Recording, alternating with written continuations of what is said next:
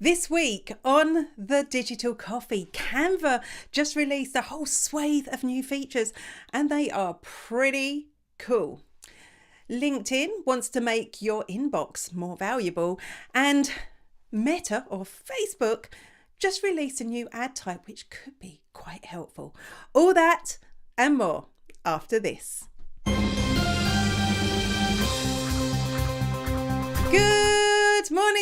Good morning, and welcome to the Digital Coffee. This is your weekly dose of digital marketing and social media news for small business. My name is Amanda Webb, and I am an ROI consultant and trainer. What does that mean? That means that I help businesses just like yours to get more ROI, more profit from the time, the energy, and the money that you spend online. But enough about me. Good morning to Ian Anderson Gray, who I can see is watching. Big news, I've added a channel. I now should be also live on Twitter. So if you are watching on Twitter, do let me know. I'd love to know if that actually is a thing, if it's even running there, if it's even working there. So Ian is on Facebook, I can see. Hello. I will need to put my glasses on to read your comments, so I will shortly. If you're on LinkedIn, do let me know. And if you are watching on YouTube, do let me know, because I can see there's a number of you watching. I just don't know where you're watching. Why am I holding a mug? I am holding a mug because if this is your first time joining the show, you'll know we're not just drinking digital coffee here. No. We are enjoying our coffee break together. So I would love to know what's on you in your mug. Mine is sadly empty. I've just finished a big cup of tea. Looking forward to my cup of coffee afterwards. A couple of things before we start. Firstly, did you sign up for this yet? Did you sign up for this yet? If you want to know how the step-by-step process that you can go through to find out how much return on investment you're getting for your digital marketing, if you would like to know exactly how to do that, I've created a free training, a free webinar. So it's on demand. Scan the QR code. You can sign up for it now and you will get instant access. Obviously, don't watch it until after the show, but that's something that I've created just for you. Secondly, it's back at 10:30 a.m. over on Twitter. We've got the extra shot, which is the after show for this. If you want to come along, join in on Twitter, have your say about these stories with myself and my wonderful co-host, May King Sang. Now, I can see, I'm going to put my glasses on. One day I will actually appear and just have my glasses on. I'll be over this vanity. So let's start. There is Ian. It seems ages since we last spoke. Indeed, I know. And you're drinking, that's interesting, rooibos tea with Earl Grey. I have an allergy, well, not a real allergy. I do not like rooibos tea. I think it's one of those things that people love or hate, but I've never heard of it being mixed with Earl Grey before. I always think people are very sophisticated when they drink rooibos, so there you go. Kate is having a good old cup of tea. I'm imagining that's just your regular breakfast tea. Ian says he doesn't know if I'll be able to read Twitter comments. This is all a learning curve for me. I just thought, well, let's click that button, Amanda, and see what happens there. Hello to Deirdre. Great to see you here. Thank you for joining me today. So we're very Facebooky today, aren't we? Is anyone over on YouTube? Is anyone over on LinkedIn? It's great to see you here. Anyway, tea mix is like my lemon in my gin. Now, you're going to have to explain that a little bit more, Deirdre. I need to know more about this situation with your tea, lemon and gin. That actually all sounds really, really nice. Okay, there is news. I should probably get onto the news. This is May King Sang, first name May King from the Firma Creator, and you have been watching the Digital Coffee Show with Amanda Webb. Do you remember a time when there was no Canva? You know, back in the day, if you were a content creator, you had to use Photoshop. And honestly, that was over-indexing for what you needed to do on digital marketing. There was a big learning curve there. I learned the basics of Photoshop. I could do basic things, but I never fell in love with it. There was this other tool called GIMP, G-I-M-P, which was like an open source version that you could just use for digital stuff. And I would use that to create images. It was a lot of fun. It was very time consuming. And then Canva came along and it made all of our lives so much easier. If you don't know what Canva is, it's a graphic design tool for non-graphic designers. So if you're not a graphic designer, it is the ideal tool for creating all your social media images, all your digital marketing images, posters, the works. It is absolutely amazing. I'm sure everyone knows what it is. Even to be honest, if you've got graphic designers in your organization, it's quite common that those graphic designers would create Canva templates for you so that people who are working in social media are able to create images on the go. I mean, it is just one of those indispensable things, and I can't imagine life without it. And they have just launched a whole load of new features, and I'm very excited about some of them. The first one is remove background from a video. So we've had the remove background tool. It was somewhere else first, and I'm imagining Canva and other tools brought into the API for using it. And remove background is brilliant. If you've got a premium account, one click of a button, you can remove the background from an image. I use it every week. Now you've got remove background for a video. I'm not going to lie, this isn't perfect. It's still in beta. And here's one I was working on. It's doing her intro that you just saw. And you can see it quite successfully removed the background. It did take a little while. This is obviously sped up.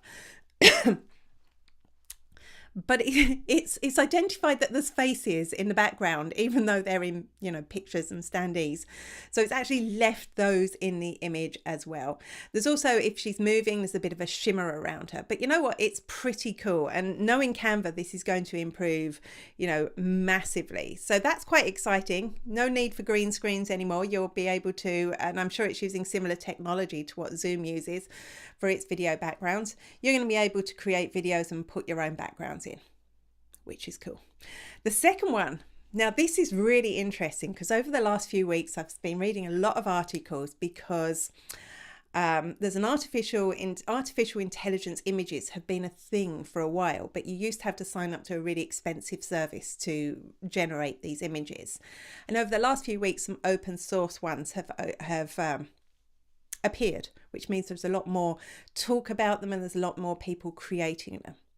What am I even talking about? So you can just go and you can type in a description of the image that you want an AI tool to create, and it will create that image for you. So this is now available in Canva. I went into Canva, I typed in, I was just back from holiday, I was tired. As you can see, I've got a cold. So I typed in coffee, lots of coffee. A computer, I was thinking digital coffee, computer, phone, and a tired looking woman. And here are just some of the images that it came up with. So there's three. You can go for different styles, photographic ones, graphical ones, drawings. So here's three.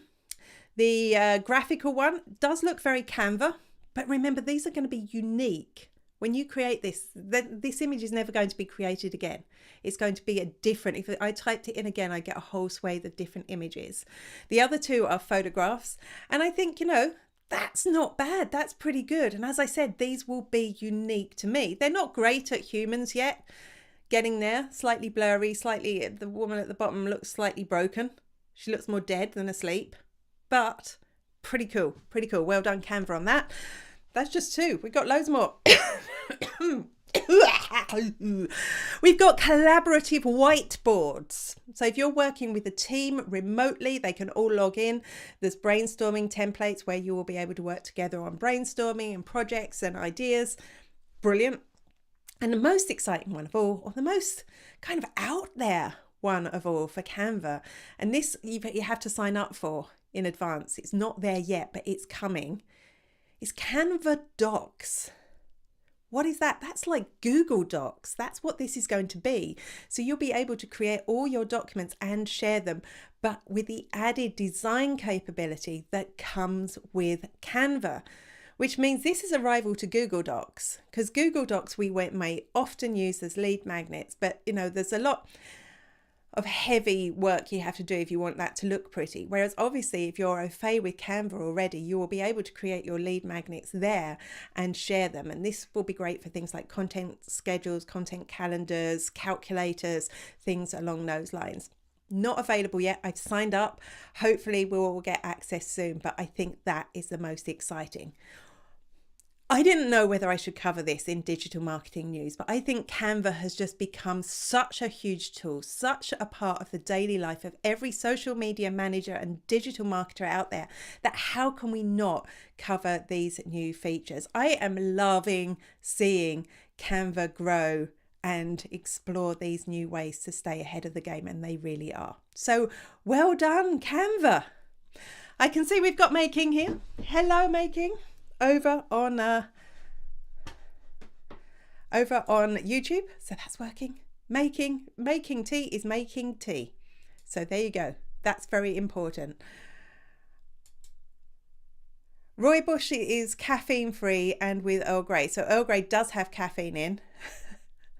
So are you saying, like, you know, you're polluting, Ian? You're polluting unless you've got caffeine-free Earl Grey as well. You are polluting your non-caffeinated drink. Is that what you're saying, Deirdre?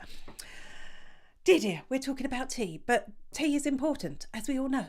Hi, I'm Danielle from Redbow, and you're watching The Digital Coffee with Amanda Webb. One of the most powerful areas of LinkedIn is the messaging. It's the place where you go to build stronger relationships. It is a really good place to get to know your network properly. If you're not using it, you should be using it. They're absolutely fabulous. But of course, there is a problem, like with any messaging platform, but there's a specific LinkedIn problem with messaging.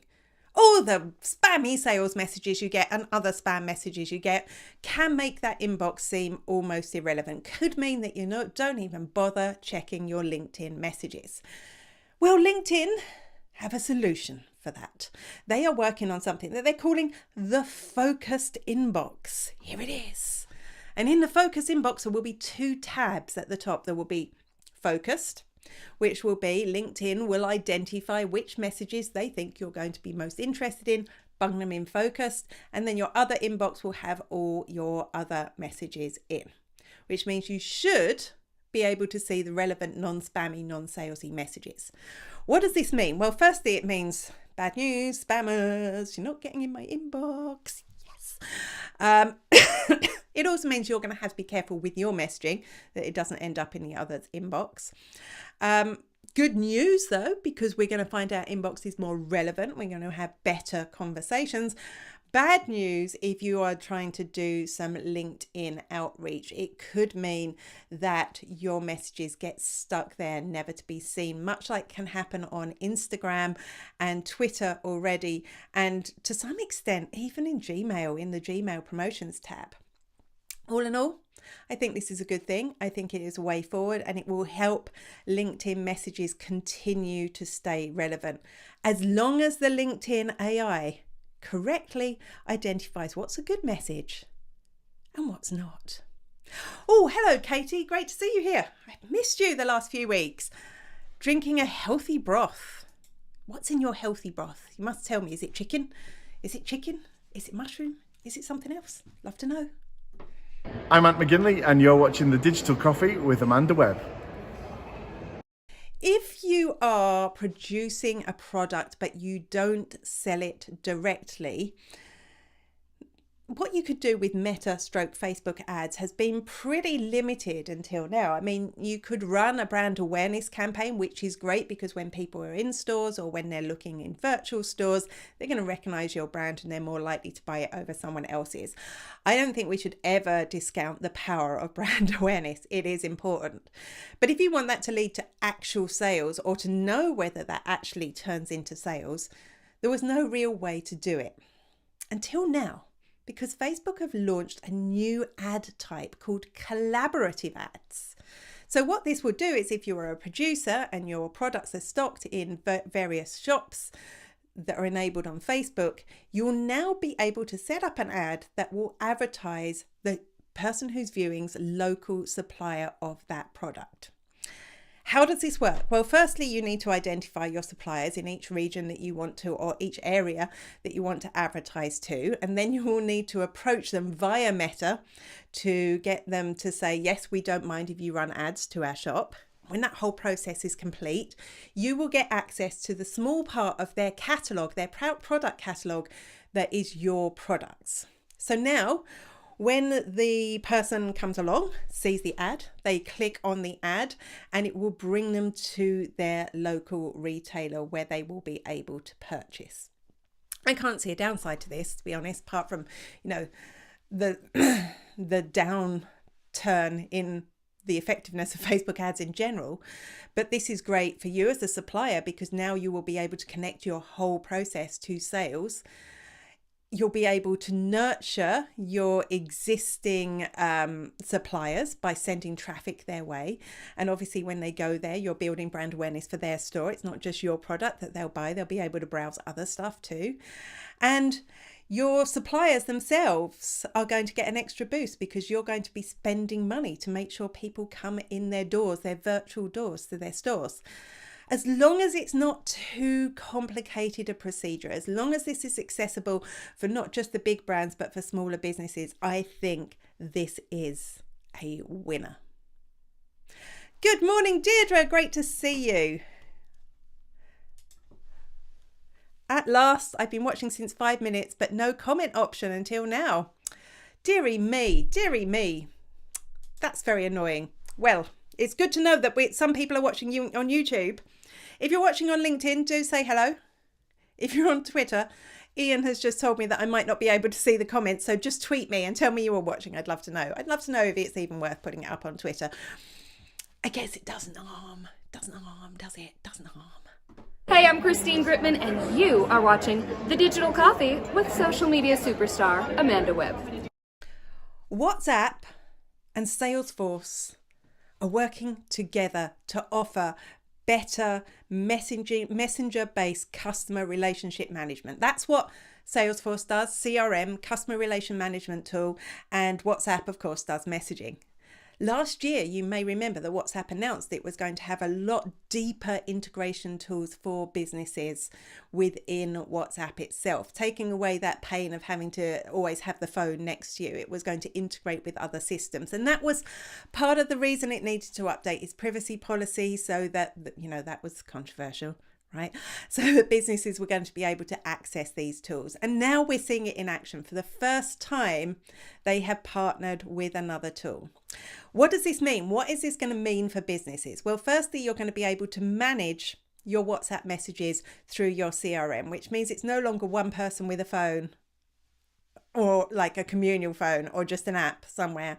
You're actually going to be able to have people logging in through your CRM system and dealing with customer queries that come through WhatsApp, which is great.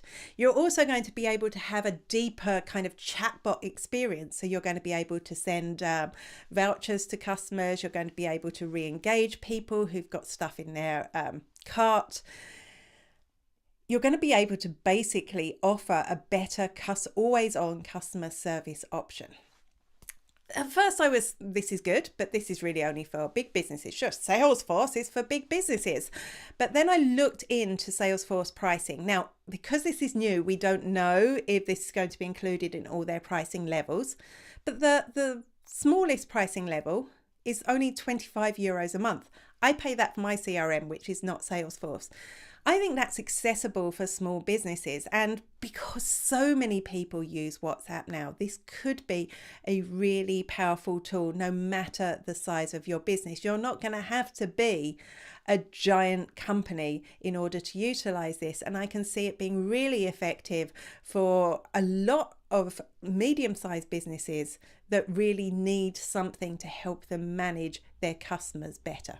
So I think this is good news. I'm sure there's a downside to it. I'm sure there's people out there that hate Salesforce as much as they hate Meta, but I do think this is good news for businesses. Hi, I'm Lee from Wellshot, and you're watching The Digital Coffee with Amanda Webb. Cheers. Imagine you wanted to create a video on YouTube and you just knew the right music for that. You knew the sort of music that you wanted. Well, then you have to go on kind of like a hunt to find it. It might be a pop track that you want. If you do, probably bad news. Even with this new thing, probably not going to be able to get that. But you may go and search lots of different free music sites. You may look at the YouTube free music library. You might subscribe to something that offers you unlimited music that you can use. But even if you do all that, apart from the YouTube one, if you do all that, you put the music on your YouTube video and you do all the things that it says you have to for copyright, it can still get flagged for copyright violation because somewhere the dots haven't connected up, and then you have to go through a whole process to say, yeah, actually I did pay for this track. Usually it happens quite quickly if you have paid legitimately, but that still can throw you off schedule because you may have scheduled a video to go at a specific time and date, and all of a sudden people can't see it until that is resolved. If you get too many copyright strikes, your channel gets taken. I mean, it's all bad news. And it's become harder and harder for a lot of YouTubers to continue to use YouTube because of these restrictions, which, you know, quite right, you should be paying copyright to copyright providers.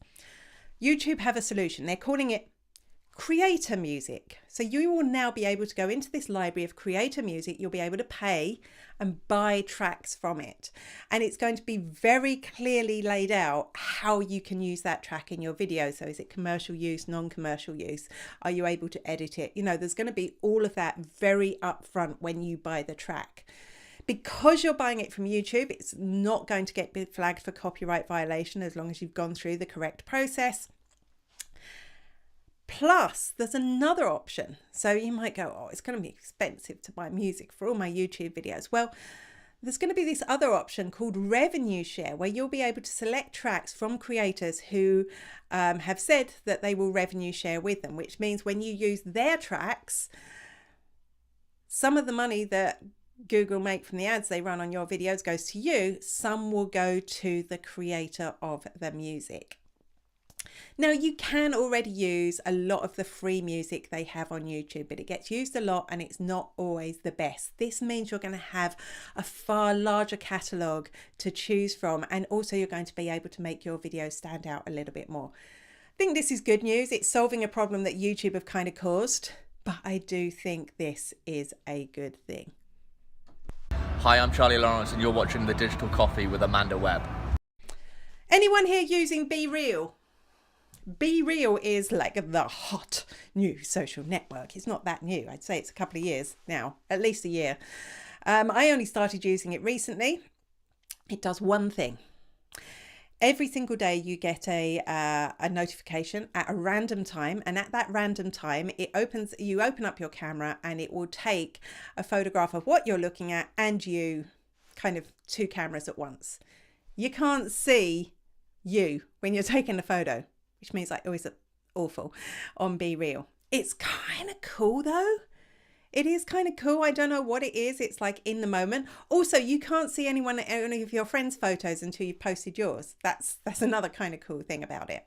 But it does just do this one thing, and that is dangerous for a social network. Already, you'll be unsurprised, Snapchat and Instagram have both developed a two-camera filter feature that you can use that will grab these in the moment things so that they will look like BeReals. But now, new to the stealing things from other platforms, TikTok has come up with its own version of BeReal. Basically exactly the same. You get a notification. When you get the notification, you take a photograph in the moment. It's going to take a picture of you and it's going to take a picture of what you're looking at. The advantage is, and this is where, you know, Clubhouse kind of went wrong. Now, obviously, TikTok has a whole lot of other features too, and you've got your audience already. You don't need to build a new audience. Whereas on BeReal, I think I am connected to 5 people, and, you know, maybe 2 of those post every day. So this is going to be a way to take that BeReal technique and actually use it to enhance the experience with your existing audience. And this is why, you know, I think the days are over for a one-trick pony social network. Because there was a time when they would acquire it where, you know, Meta would have bought BeReal. They wouldn't have bothered trying to copy it, or TikTok would have bought BeReal.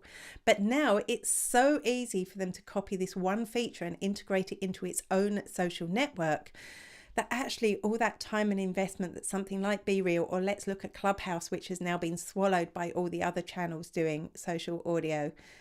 Now, it's a sad day really that innovation can be crushed like this.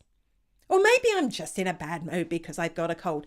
Who knows? Good morning to Priscilla, who is not using BeReal yet. Anyone else using BeReal? I've only got 5 friends.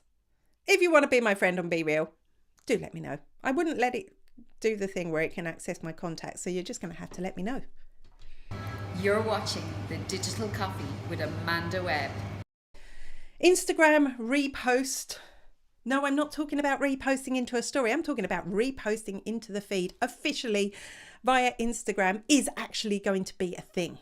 We talked about this in a previous show. We talked about it when it was just a rumor found by an app engineer or an app researcher. They discovered this in the back end of the code that this was going to be a thing, a repost. Now, I know there are tools out there like Regram and Repost that you can use to repost to other people's images to Instagram, but you shouldn't be doing that unless you're going through a rigorous process to make sure that the copyright holder of that image has said that that's okay. The difference between that is that's you copying an image into your own account saying that you created it. Even if you tag someone else, you are stealing their image. A repost is like a retweet or a Facebook share. And this is what is coming.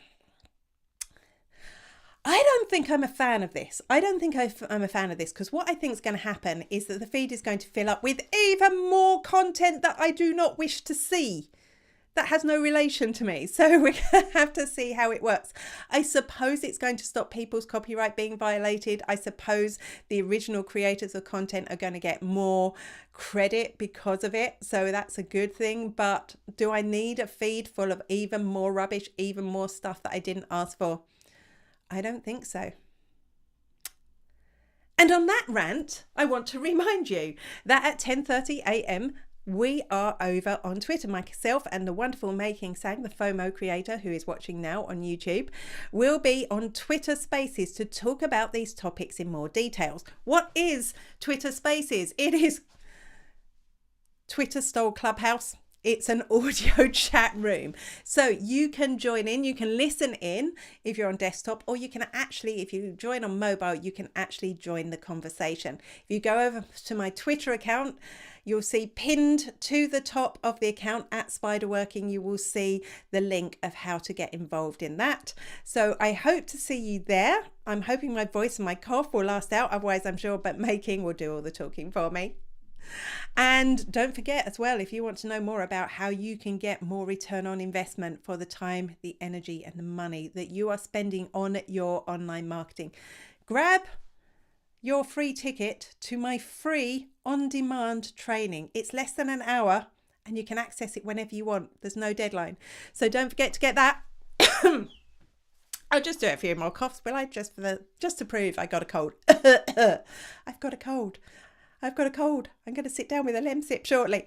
Thank you for joining me today. It's been fabulous to have you. I am really excited to go and look at my Twitter stats. We'll see if I can see those. And if you're not joining us at 10:30 next week, I will be back here. Same bat time, same bat place next week. Until then, bye-bye.